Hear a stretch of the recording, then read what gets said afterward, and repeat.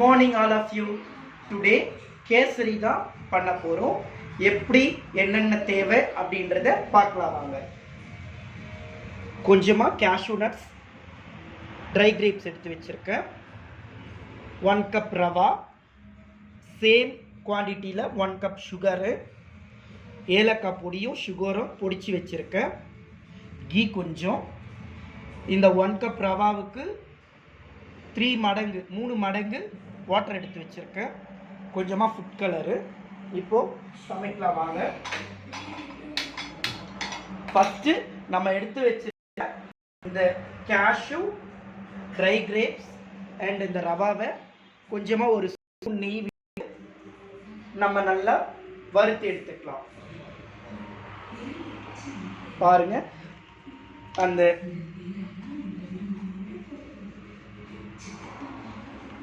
ஒரு 2 spoon key போட்டாச்சு.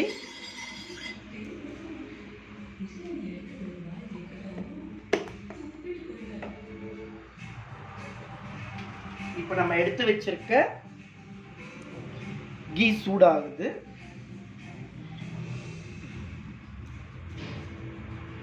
Okay, நம்ம எடுத்து வச்சிருக்க கேஷ்யூ அண்ட் இந்த ட்ரை கிரேப்ஸ். இந்த ட்ரை கிரேப்ஸ் வந்து பார்த்தீங்கன்னா நல்ல பலூன் மாதிரி வரும் ஃப்ரெண்ட்ஸ், பப்ளியா. அந்த டைமில் ரவாவை போட்டு சாட்டே பண்ணிக்கலாம்.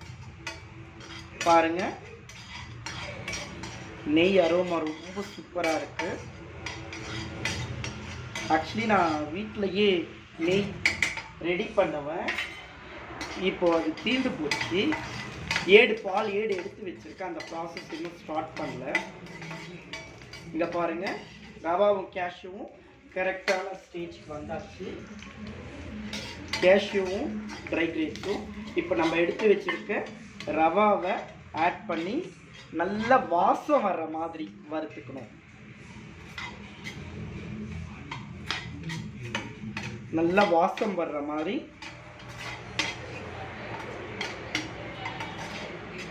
கலர் மாறக்கூடாது, ஆனால் அதோட ரா ஸ்மெல் போகணும்.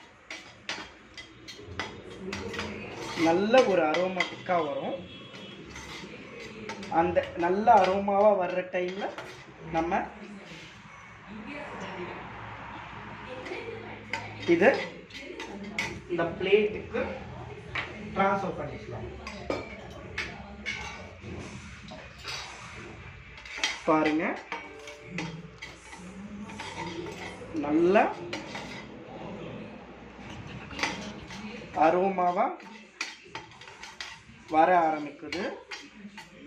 ஆனால் கலர் கொஞ்சம் கூட மாறலை. இது சரியான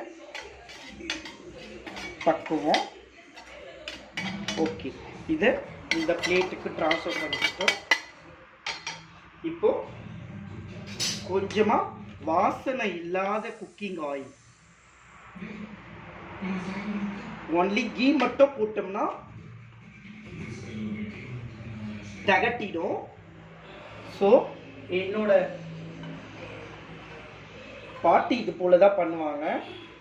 குக்கிங் ஆயில் சூடானதும் நம்ம எடுத்து வச்சிருக்க வாட்டர் ஆட் பண்ணிக்கணும். இங்கே பாருங்க, 2 and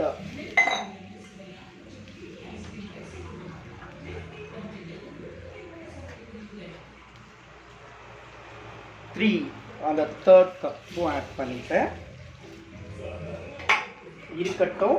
இதோட நீங்கள் வந்து பாலோ வேற எதுவுமே ஆட் பண்ண வேண்டாம். அதோட டேஸ்ட் வைஸ் வந்து டோட்டலி டிஃப்ரெண்ட் ஆகிடும். ஸோ நம்ம எடுத்து வச்சிருக்க இந்த ரவாவை ஆட் பண்ணி ஒரு 2 to 3 ஸ்பூன் கீ ஆட் பண்ணி எடுத்து வச்சிட்டோம்னா கேசரி ரெடி. பாருங்கள், தண்ணி கொதிக்கட்டும்.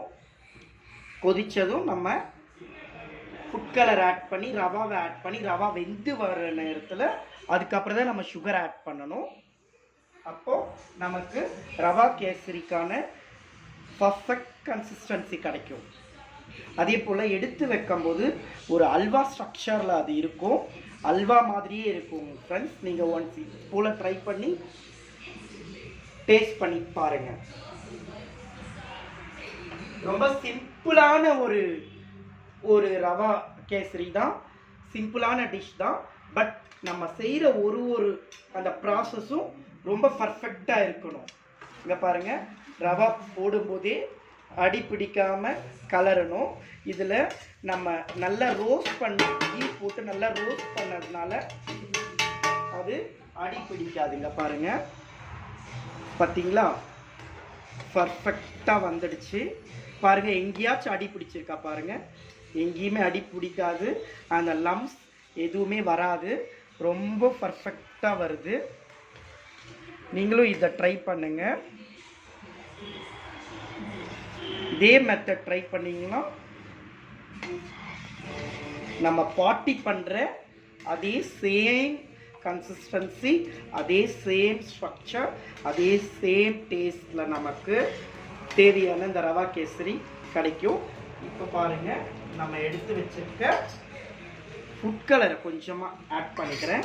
ஃபுட் கலர் அப்படின்றது ஆப்ஷனல் தான், உங்களுக்கு தேவைன்னா ஆட் பண்ணிக்கோங்க, வேண்டான்னா விட்டுருங்க. நான் பாருங்கள் லைட்டாக தான் ஆட் பண்ணுவேன்.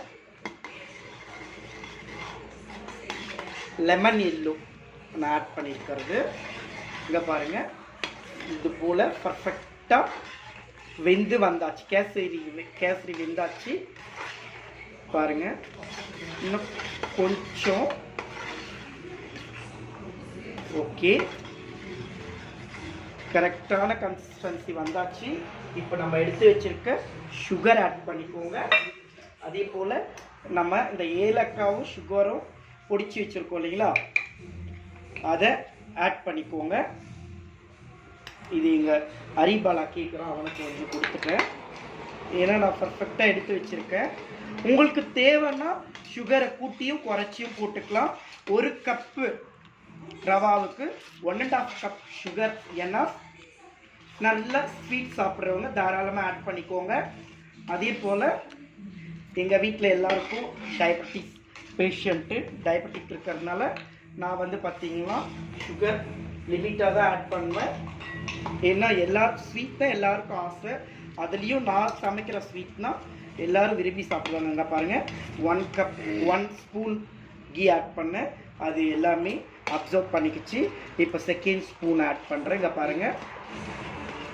பாருங்கள், இப்படி நம்ம இப்படி சுழட்டும் போது இது நம்ம அந்த ஒரே சைடாக நமக்கு இது சுழண்டு வந்துச்சுன்னா கேசரி பர்ஃபெக்டான கன்சிஸ்டன்சியில் ரெடி. இப்போது இன்னும் 1 ஸ்பூனு 2 to 4 ஸ்பூன் நம்ம இப்போது டோட்டலாக ஆட் பண்ணியிருக்கோம். அண்டு ஃபஸ்ட் டைம் வந்து ஃபஸ்ட்டு ஒரு 2 ஸ்பூன் ஆட் பண்ணோம். இங்கே பாருங்கள், இப்படி நம்ம பண்ணும்போது ஒரே ஈவனாக ரொட்டேட் ஆகணும். அப்படி ஆச்சுன்னா நமக்கு கேசரி பதம் வந்துடுச்சு. இங்கே பாருங்கள், செம்ம யம்மி அண்டு ரொம்ப அரோமாவாக இருக்குது.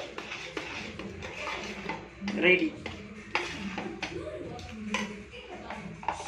இன்னும் கொஞ்சமாக கீ, எல்லாம் நான் போட்ட கீ எல்லாம் எடுத்துடுச்சு, அதனால இன்னும் கொஞ்சம் கீ. இப்போது இங்கே பாருங்கள், கரெக்டாக வருது. Okay friends, ready. நம்ம ரவா கேசரி பர்ஃபெக்டாக ரெடி ஆகிடுச்சு. பாருங்கள், அவ்வளோ யம்மியாக அவ்வளோ டேஸ்டியாக வந்திருக்கு. Thank you all of. Please like பண்ணுங்கள், ஷேர் பண்ணுங்கள், சப்ஸ்கிரைப் பண்ணுங்கள். தேங்க்யூ.